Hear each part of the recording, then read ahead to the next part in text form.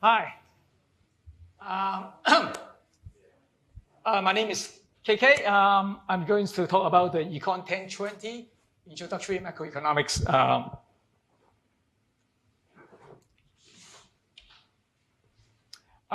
The first thing I want to talk about is, why I do it now and why I didn't do it earlier.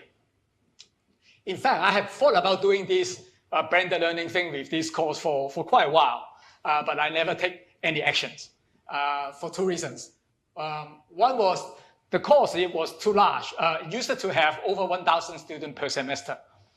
And so I was really worried if something go wrong, how I'm going to bear the responsibility, particularly because I was the only one who, every semester, only one coordinator. So if it went wrong under my watch, it's all me, right?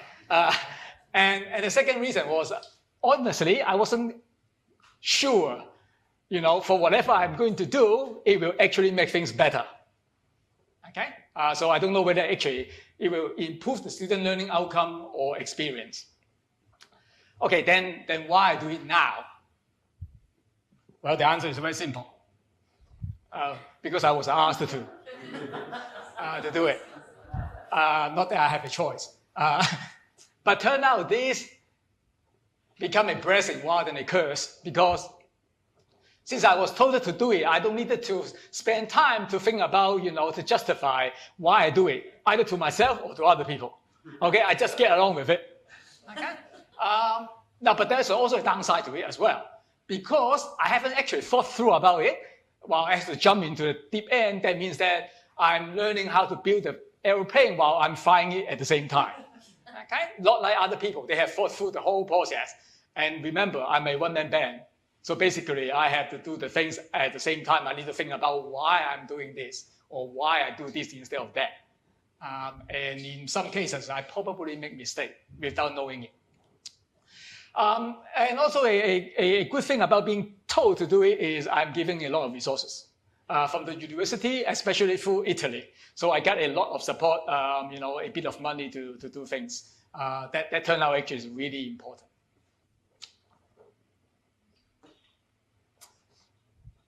Now, before I go on to talk about the course, I needed to give you a warning first. I started doing this in semester 2, 2018, but this course will not be delivered until second semester of 2019. So up to this point, I'm still building the airplane. Actually, I haven't flown it yet, okay? So I can't really tell you whether the students actually like it and whether it will actually improve their learning outcome or experience. So you just have to take my word. But you have to take it with a grain of salt.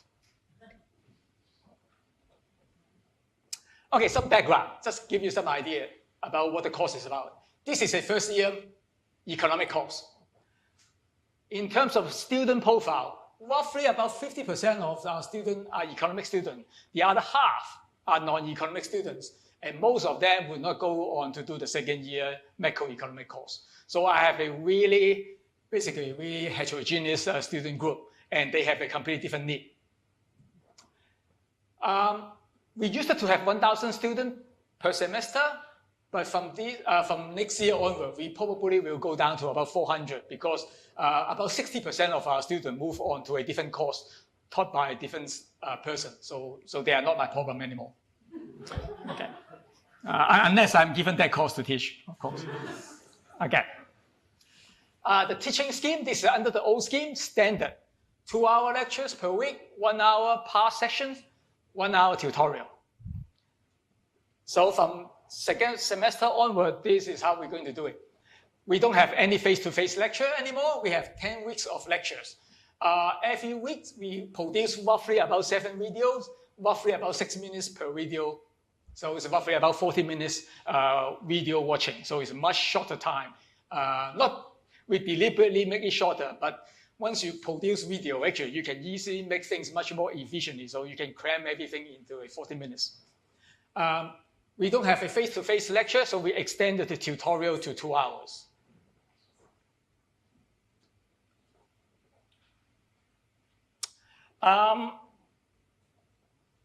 Maybe I just have a quick look at, just a sample of what it's like. I don't expect too much. It's not a blockbuster, okay? It's really standard.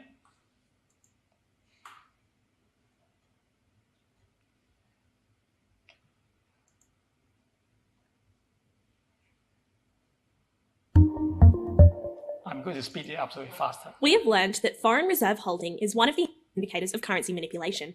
However, this indicator does not tell us to what extent the value of a currency is manipulated, and, more importantly, what the value of the currency should be if there were no manipulation. One basic but interesting tool to do just that is the Big Mac Index developed by The Economist magazine. The Economist newspaper publishes the Big Mac Index twice a year. The index shows the prices of a Big Mac in the local currency in different countries. We can use these prices to calculate the long-run equilibrium nominal exchange rate of any pair of currencies. By comparing the estimated long-run equilibrium nominal exchange rate and the observed spot rate on the foreign exchange market, we can determine whether a currency is over or undervalued, and by how much.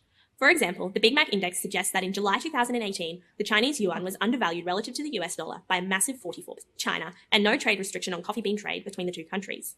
As the company is buying up coffee beans in the US, the higher demand will pull up the price in the US market. On the other hand, as the company is selling coffee beans in China, the higher supply will start to push down the price in the Chinese market. The prices in two countries will continue to move in the opposite direction until they are the same. Get some idea what it Once looks the two like. prices are equalized. Stop here. The reason why I want to show you this, actually, I want to show you two things.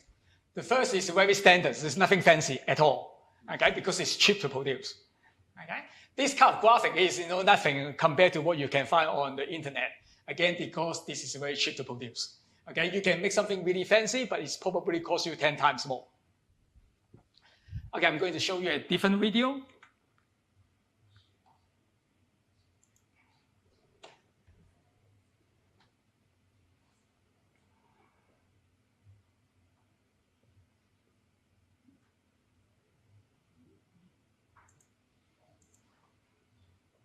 Rates, with some being much higher than others. So what determines how fast an economy grows? Is there anything? Because, it doesn't Knowledge, really because matter it increases what you say, output for the same amount of labor or capital. We can represent the neoclassical growth model with one equation. In this equation, output, Y, is a function of technology, A, capital, K, and labor, L. So just keep going, like this, okay? So this, have anyone watched a Khan Academy video? So basically, this is what Khan Academy does. And then this is the, originally, actually, I really like it. But then I realized, we probably only can use it a little bit, but combined with the other type of the video shooting.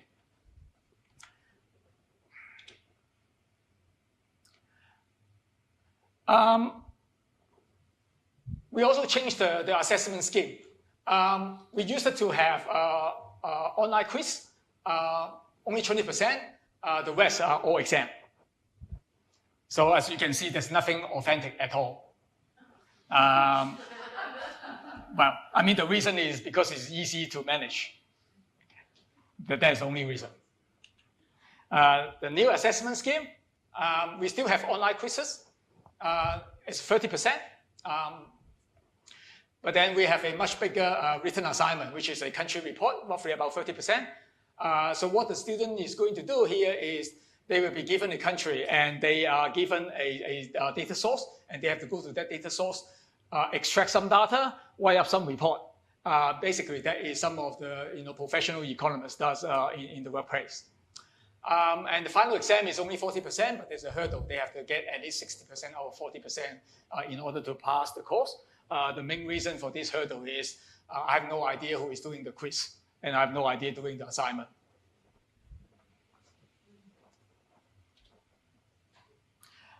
Okay, let me talk about my experience so far.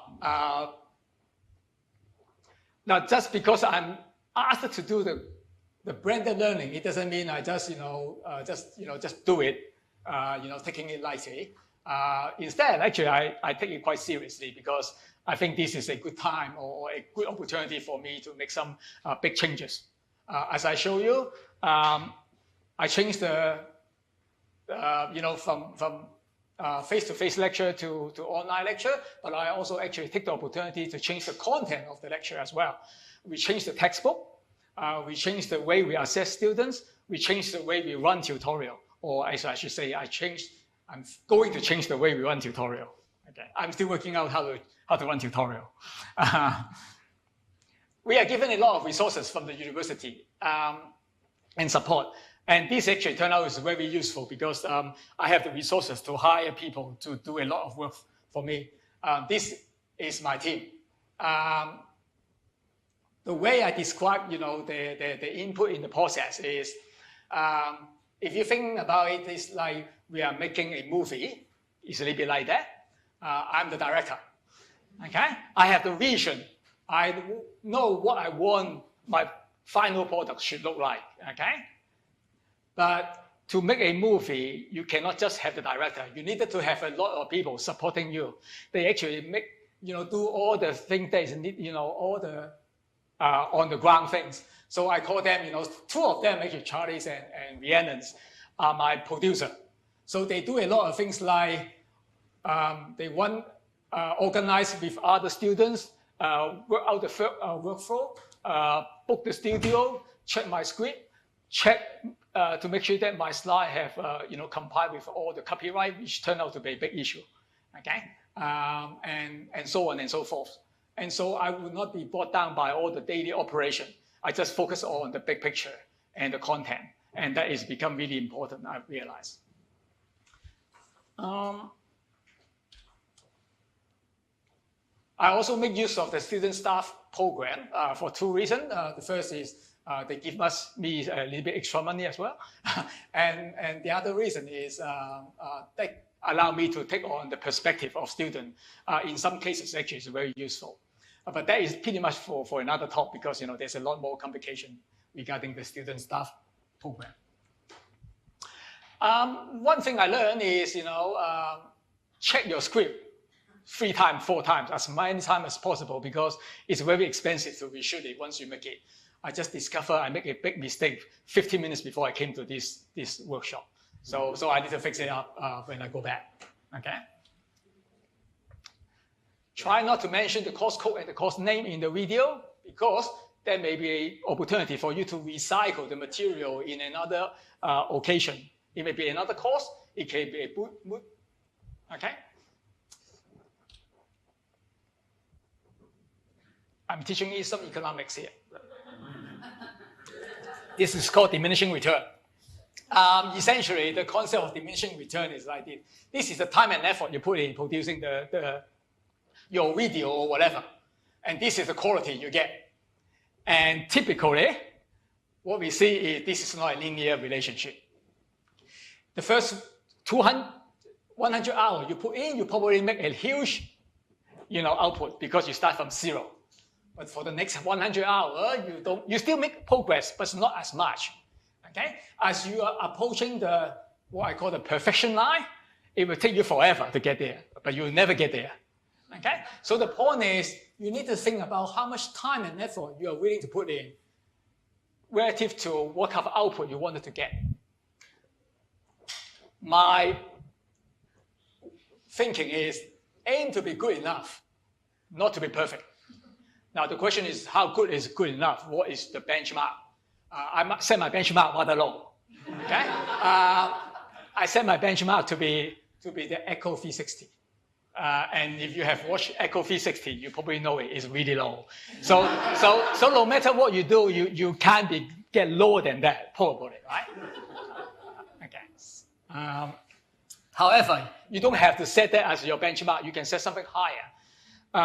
At least for first year macroeconomics, you can find a lot of video clip on YouTube, which is done, really professionally with fantastic graphic. The presenter was, excellent, and so on and so forth. And so the other way you can do it is the coordinator can work as a creator. You know what is a creator, right? Like a museum, the creator don't actually make the artwork, but they collect artwork from other places in a meaningful way and presenting it to the students or to the visitor. Okay? And I find that actually there is another way to think about it. I may not be able to produce those, really fantastic, graphic or video, but I can select them and organize it in a way to present the student that complement what I do on in my course. So for example, I show you this one. This is a good one to show. Future of employment.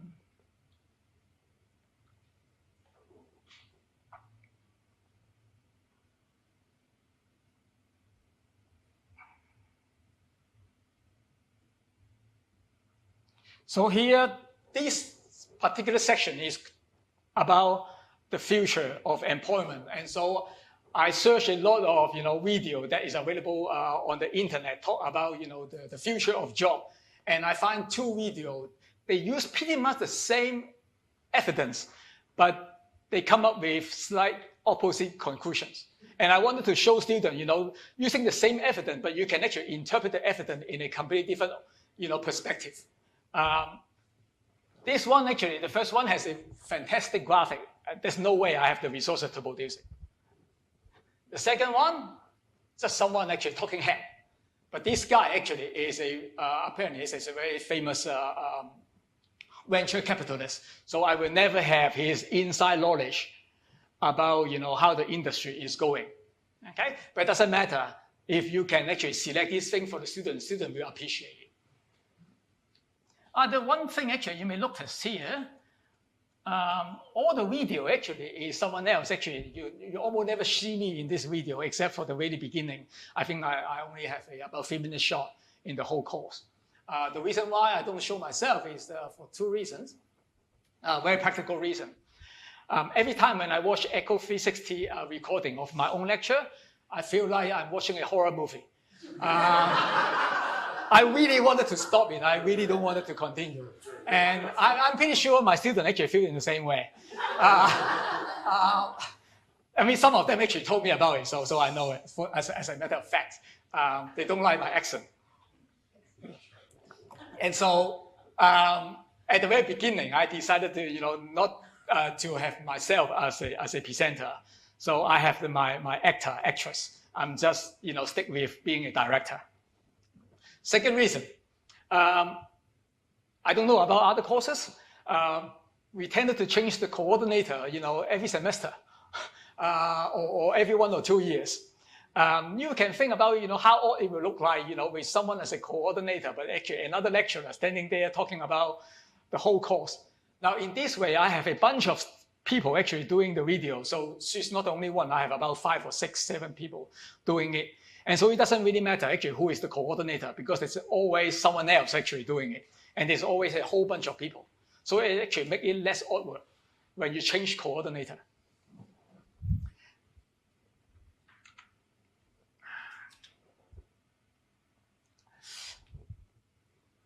And one thing I think, we have to remember is, blended learning is more than just, producing video.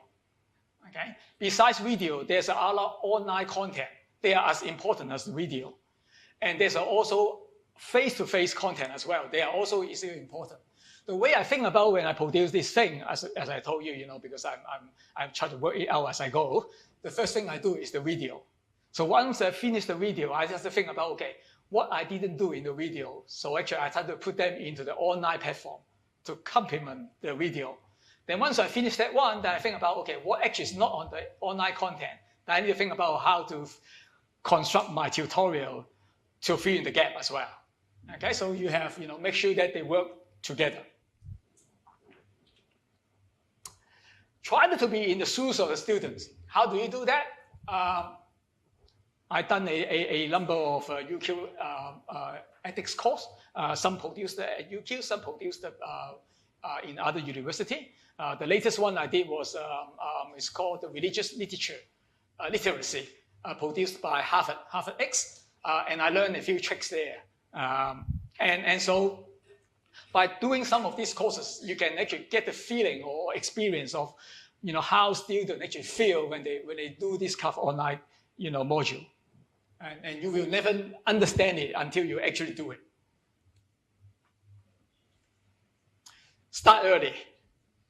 I start much earlier than some other people. As far as I know, some people only have 1 semester to get it done. Okay, I have no idea how they do it. Okay, because I have 2 semesters, I'm still actually threatening about, I will not be able to finish it on time. I think the last thing I wanted to tell you is about try to do your best, but be content with imperfection and uncertainty, because you will never get it 100% right, okay? And there's always uncertainty, how things will turn out and how the student will perceive it. So, just do your best, and if it doesn't work, fix it up next year. And if it still doesn't work, fix it again. It doesn't work, actually put it off, take it down, okay? I mean, it's no big deal. I mean, the world will not collapse because you don't do a good job. I mean, I'm sure you will. Yeah, that's my last slide. So I think this is my last slide.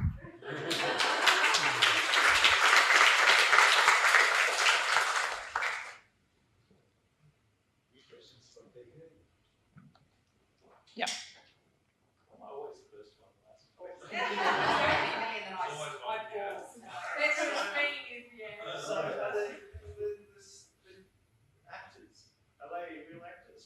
They're students. They're all students. Yeah. So they're all students, mostly are tutors and past leader. And so they know the content really well. They are not just presenter, they also help me to write the script as well. So basically they took my previous recording and lecture notes and write the first draft, and then I revise it to turn it into the second draft, third draft, fourth draft. Yeah. So they, yeah. Is that as part of the Students' Partners project? Are they getting paid by? Both. So they start with the Student Staff Partner project, and I got the feedback from some students the pay was too low. So after that, I have to pay them a little bit higher. I think I paid them as a tutor rate. But they start with the student staff program. Yeah. Yeah.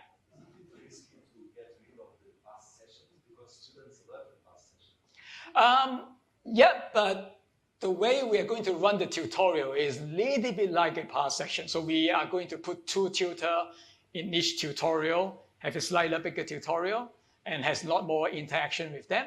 I haven't worked out exactly everything about the tutorial, to be honest with you. I'm still working on it. Yeah. And I just want to point out that KK actually live in his presentation, and that I've actually observed his teaching, and students absolutely adore him. And I was really pleased to see that your way of teaching was still caught up in some of your videos where you do show your students, you talk them through your thinking about how you're doing your formula equations, whatever it may be, works really effectively in class. I'm really glad that you've captured it up there as well. Thank you. Students love it. Yeah. I wonder if you've got any thoughts on the fraction of newly created content versus curation. I think a lot of what we do, there are versions of it out there. There might not be a reason why to replicate it. But if you go beyond a fraction, it feels like you just tell your students go watch YouTube instead of teaching them. I wonder if you have a sense of what would be a right fraction of using those side by side. At the moment, I use a bit of outside material, but I tried to avoid using a single source. So I don't want it to basically, every week, you go to Harvard and watch Harvard Econ 101, next to UQ, 101. But in principle, I have no problem with that. I guess, whether UQ has problem with that is another issue. But I think, if you use the outside material, you do need to think about, you really need to be a really good creator. You don't want it to, okay, I'm just very lazy, just go to, Khan Academy. Okay, week 1, Khan Academy topic 1. Week 2, Khan Academy topic 2. You know what I mean? Because they already have done it, right? So if you do that, you may as well, why don't you come to UQ, just stay at home, right? So we needed to, I'm not saying they are not good, they're very good. But the question is whether, that is a very practical issue. I mean, the student will ask, I pay you whatever amount of money, then you ask me to watch Khan Academy or whatever, week after week, then why should I hear? Why should I come here? Right, so, yeah. How do I do what? Italy actually has a studio actually allow you to do this kind of hand drawing and record your face. And you can actually also record your face on, so you can actually have a small screen here to show your face if you want to. But my presenter, actually, they don't care a bit. Yeah, so you have seen them enough already, so yeah.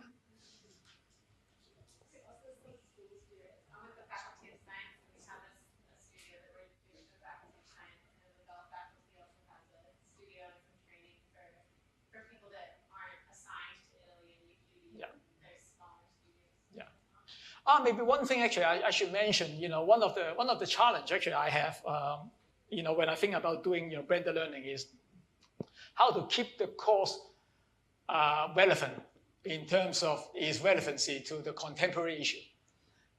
You know that when you produce a video, you are not going to reproduce it every 1 year or even every 2 years. But the world changes really fast, right? Especially when we teach certain subjects.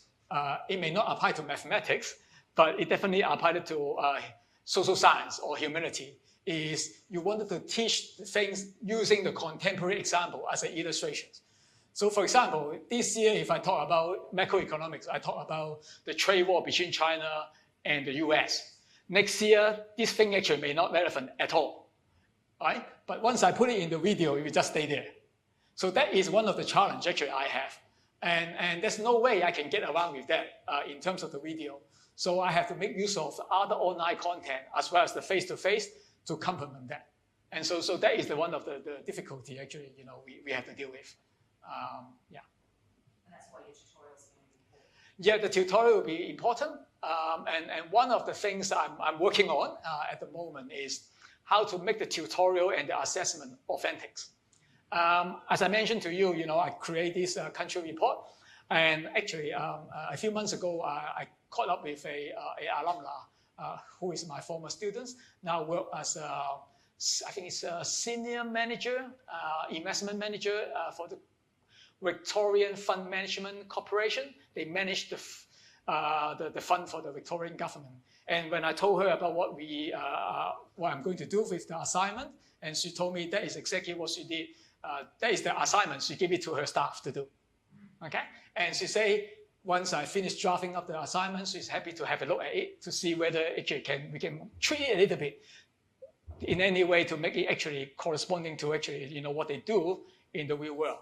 And actually what I'm doing now is one of my producers is going to contact our alumni, especially those who work as a tutor in the past, and ask them to help us to create tutorial exercise that reflect what they do as a professional economist in the workplace.